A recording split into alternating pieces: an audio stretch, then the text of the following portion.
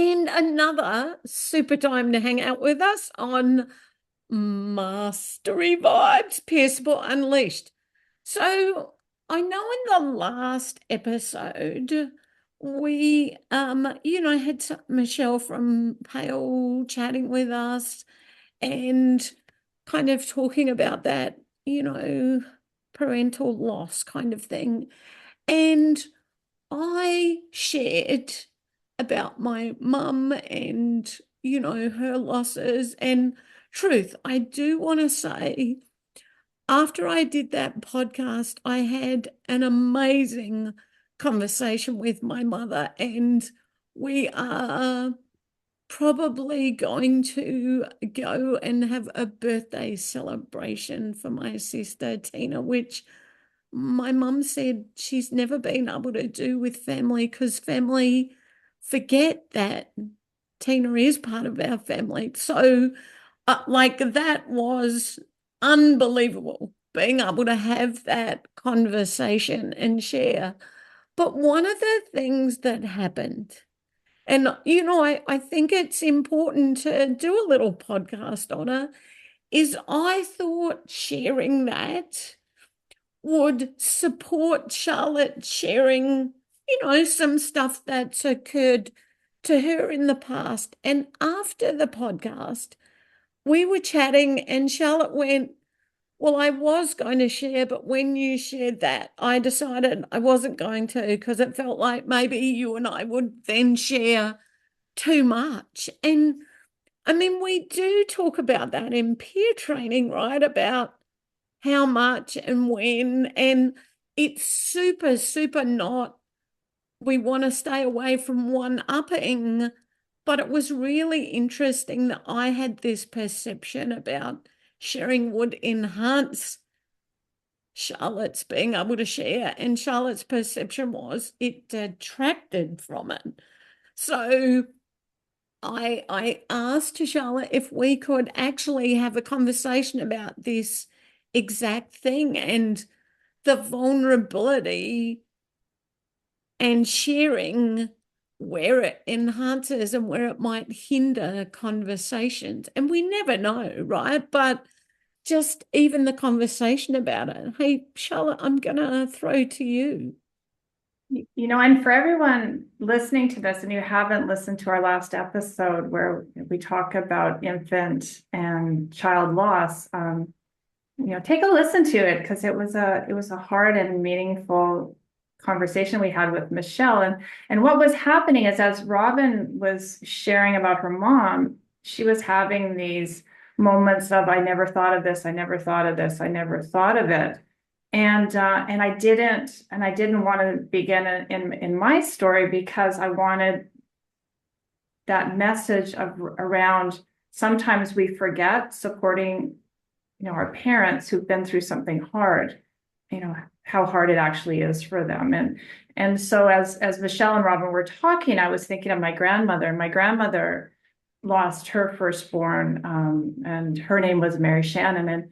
And it was the same story that your mom had.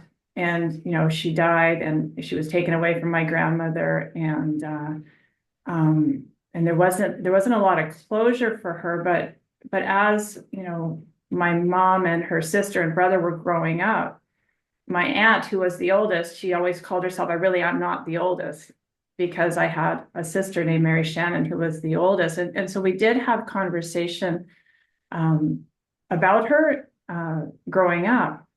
And then my mom lost my brother. My brother died. And so now there was that narrative of, oh my gosh, now my grandmother, my mother, lost a child. And we had Ben for a lot longer. He was 11 when he passed away. But there was that narrative in our family was, is there more of us that are going to lose a child? And so when I became a mom, that was a big fear. Was I going to be like my mom? Was I going to be like my grandmother? And it really dictated a lot of narrative of how I parented because I was so fearful that I would end up, like one of them, my mom, my grandma. And I actually, was pregnant and and lost the baby. And I actually haven't ever talked about it. And I was long term, I was along, I think it was almost 5 months when it happened. And the loneliness and the isolation that happened with that. And then I got that story of me too. I'm now like my mom and my grandma. And and so when my kids say, oh, well, you should have had more kids, mom, because I wish I had another sibling, you often think, yeah, I was always meant to have another. And it was hard. And I'm a little, shaky as I share that story because I actually don't share it often, actually never. And that's not that shame and blame place, but back then, and this was 28 years ago, 29 years ago, you just didn't talk about it. And really pleased with what Michelle and Pale's doing and other organizations around the world, because it's giving a platform to share things that aren't allowed to be shared. Oh, Charlotte, my I, I don't even know what to say because saying my heart feels for you sounds so bleh when I say it like that, and I feel it. I hear um I don't the pain, the emotion, the piece of what happened, but also that piece of you don't share that often. And I think part of the reason why I did ask if we could do this podcast is because I really want people to get that if we can show vulnerability as we are like taking on these podcasts and things, I'm hoping that your strength of sharing and your vulnerability supports other people to feel okay to talk if that's what they want, right? I want to be super clear. I'm not saying you have to talk, because the piece is that I think, even having that conversation with my mum, she goes, you just didn't talk about it. And I wanted to, but you didn't. And so I think for me, this conversation with us today is showing our vulnerability, like showing that when we take that step, hopefully we create the space that allows other people to feel like they could talk about stuff that they haven't talked about in the past. Um, Obviously, if they want to. I've said that a couple of times. I want to keep reiterating that. But and look, I want to say we're not the be all and end all. Um, but I know that there are people who follow us, and there are people who have said, we're fangirls or fanboys of us. And so I feel like for me, and I can't speak for you, but for me, there's a responsibility for me to maybe be a little more vulnerable than sometimes I am, so that people do take that step if they want to. I don't know. I want to throw it back to you because I'm gibbering away here. I think when you and I created this podcast and when we talked about it, it was really we would go into hard conversations. We wanted to be able to hold space for people wherever the conversation went, and the importance of it. And I had an aha moment. I know I've told you this story before, Robyn, but years ago when I facilitated a conversation with, 3 moms who had lost children and spending time with them and hearing the raw emotion of what it was like, I too went back and had a conversation with my mom after, because I was just her child at the time. Even though I was an adult, I was her child. I didn't fully grasp what she was going through, losing a child. And I think that I learned a lot more about her that day, from listening to those other moms, and and appreciation of how hard it was, for her, and it still is, at holidays and get-togethers, and it's not that I don't think about my brother, and I know you and I've had this conversation of what it's like, losing a brother, but it's different. It's really different for moms losing a child, and so I'm thrilled with the conversation you had with your mom, and because she would have been just like, oh, I can, like a little bit of breath, I can talk about her now, with somebody who actually is going to listen.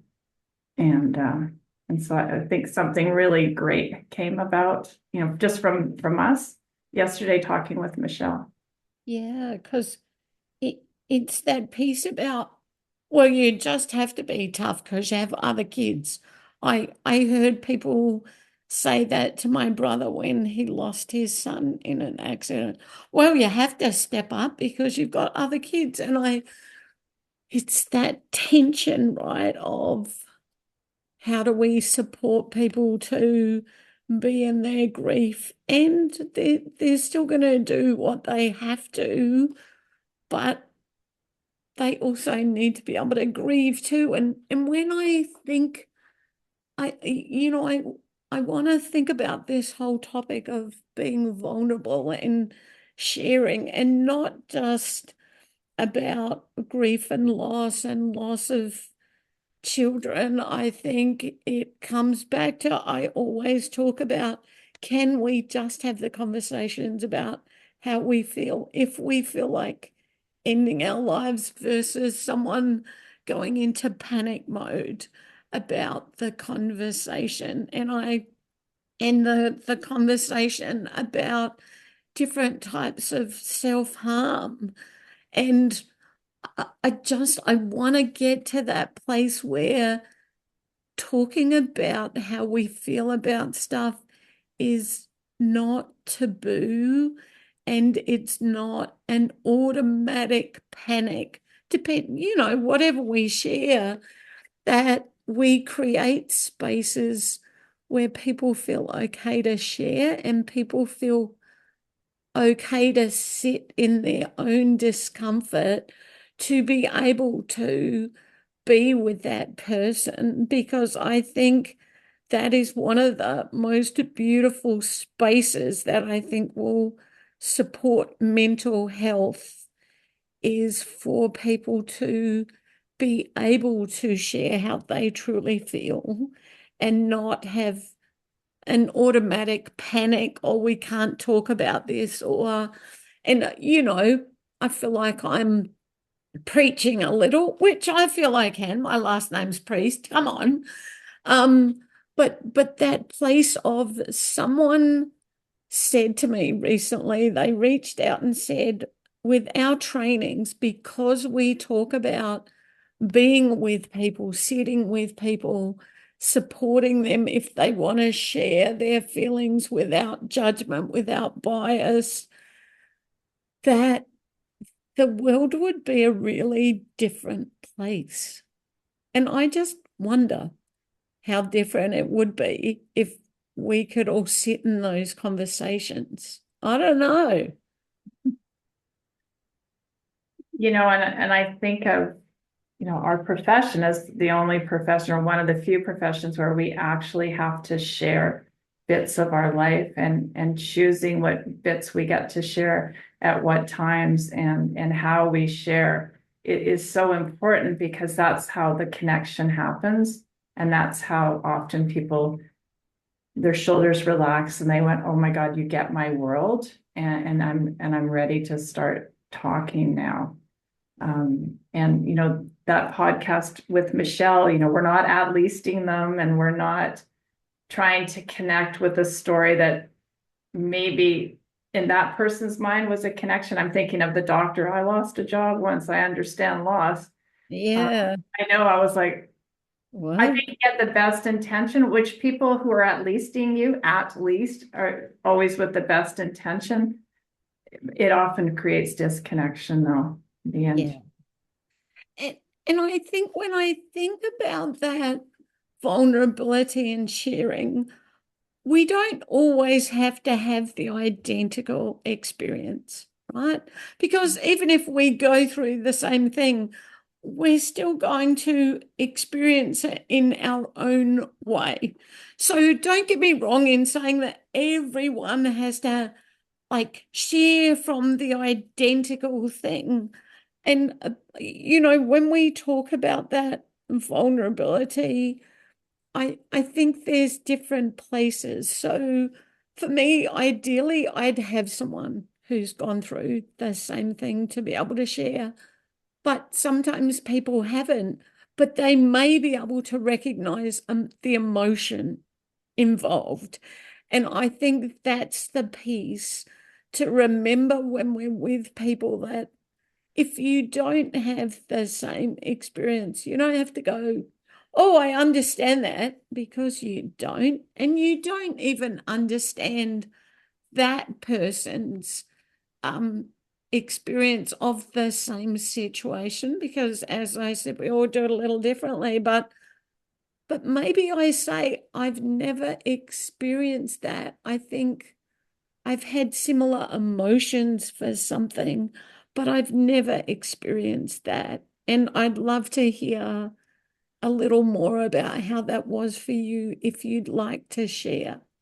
And again, it's what you always talk about, Charlotte, the invitation, not the obligation or the expectation. It's, invitation, not expectation. Yeah, because that's the place where, that self-determination value that we have in peer support, the person gets to share whether or not they want to share.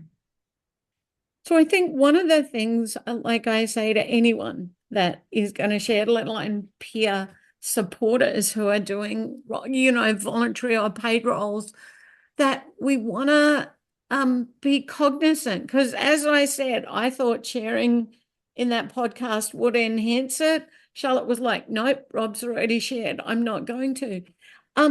So stuff like that's going to happen, right? It's not like we're going to get it perfect all the time. So when we get it and it's not as great or perfect as we think it was going to be, it's about owning that piece, right?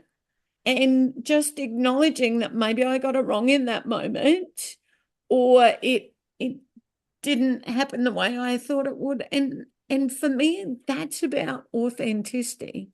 That's about integrity and being honest, right? Owning if it doesn't go the way you thought it was going to go. And so Charlotte and I did have a whole conversation about that after the podcast. And this podcast is a result. And I don't know if there's much more to say about this topic. And I hope it's been useful to have this conversation. So for me, there's places about Charlotte and I will always like screw up, and we'll do amazing stuff too. And we'll own the places where we don't get it as right as it could be. We'll have fun conversations, and like we'll just be us. And I think one of the things you can all count on from us is that we will be vulnerable and real about stuff in our lives. And I do that because I hope that supports other people to feel it's okay to do that. Hey, Charlotte, do you want to close this out now? It's not getting it wrong. It's just didn't go in the direction you thought it would go in. And Okay. I want to make sure I didn't think it went wrong at all. I think the message was what it was supposed to be yesterday. And I'm really happy with the result of that podcast. And it created this podcast, which you and I didn't even have on our radar. So, which is a good thing too. And yeah, I think the one thing you'll always get from Robyn and I is real authentic conversations. And the reason we do it is because we want to break down that place where people don't feel that they can share, and or no one's listening. And that's the beauty of what peer support offers, is a place where you will be heard. Mic drop.